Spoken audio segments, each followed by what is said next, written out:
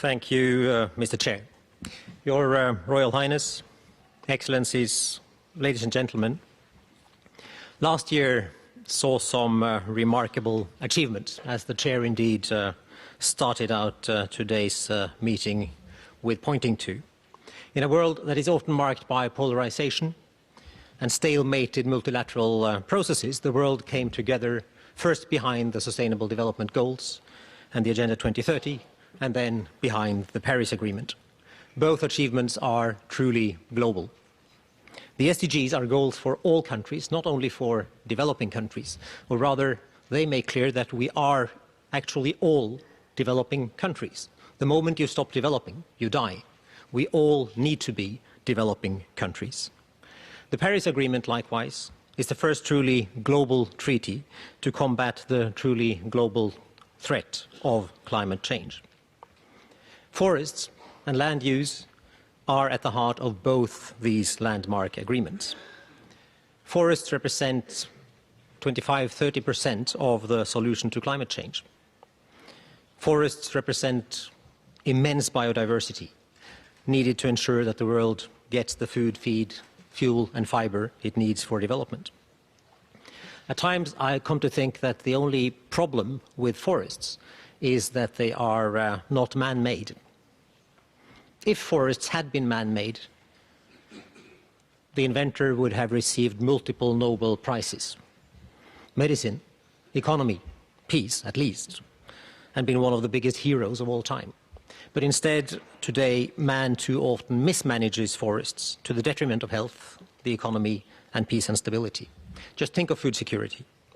The current global trajectory of climate change and biodiversity loss means we're undermining future food security.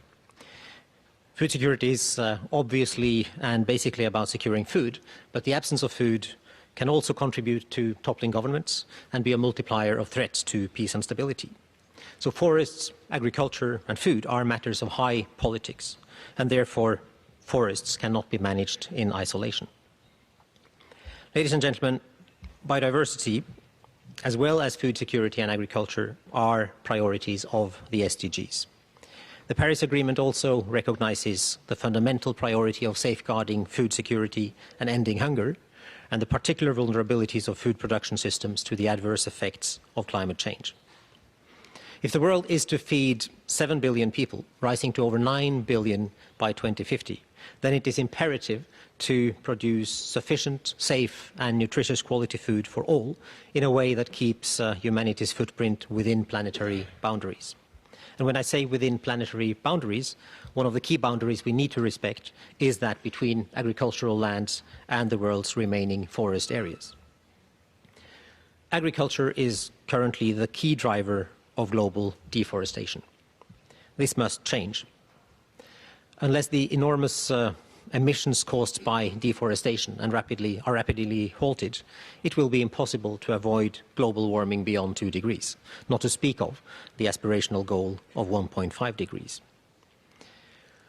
At the same time, I fully recognize the complexities we're facing. I have met business leaders and politicians who have argued that the activities that you call drivers of deforestation are also drivers of growth.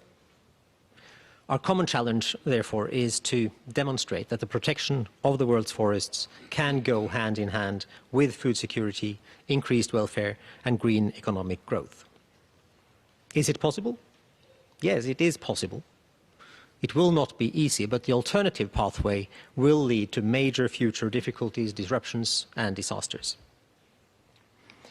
The FAO can play a key role in assisting countries in developing the necessary integrated approach to land use.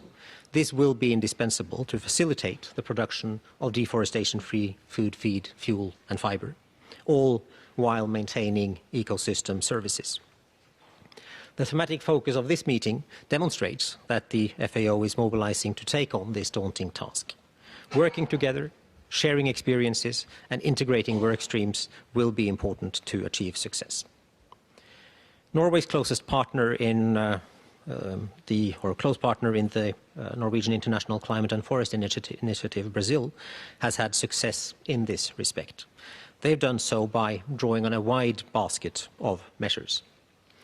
I noted with particular interest in the document on the state of the world's forests that over the last 25 years it has been possible to increase agricultural production and improve food security without compromising forest cover in 23 countries. That 7 of these countries did this through economic reform is important information. It will be important for the FAO to further disseminate this information, and I challenge you to integrate the lessons learned across the entire organization. The private sector is a critically important part of the mosaic of action in this field. I'm a firm believer in the positive role the private sector can play in solving societal challenges. And I'm encouraged by the rapidly growing number of companies, including many of the giant agri-business and consumer goods companies that are committing to exclude deforestation from their value chains. Governments should recognize this business trend as an invitation to strengthen forest and land use regulation.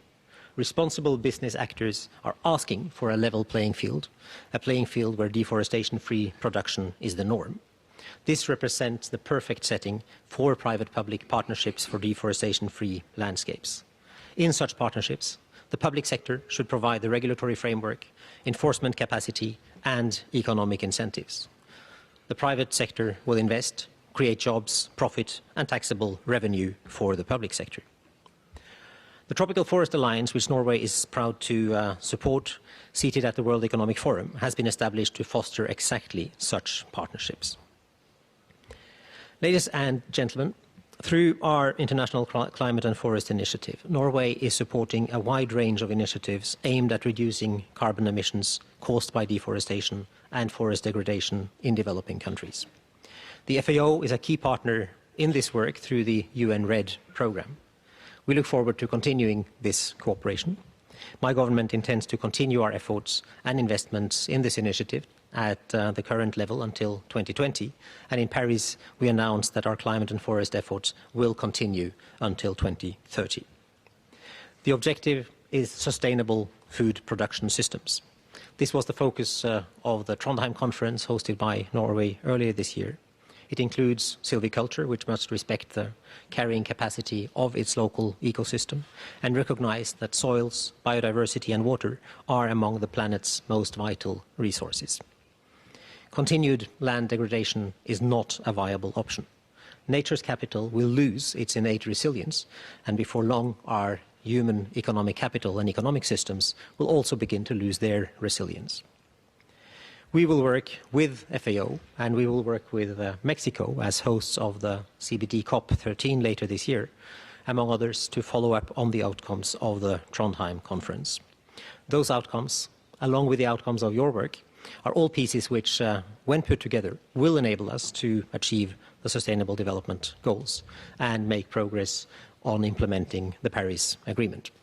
I wish you a fruitful and successful committee meeting. I trust that you will not shy away from addressing the big questions in your deliberations and that it will inspire us all. Thank you very much.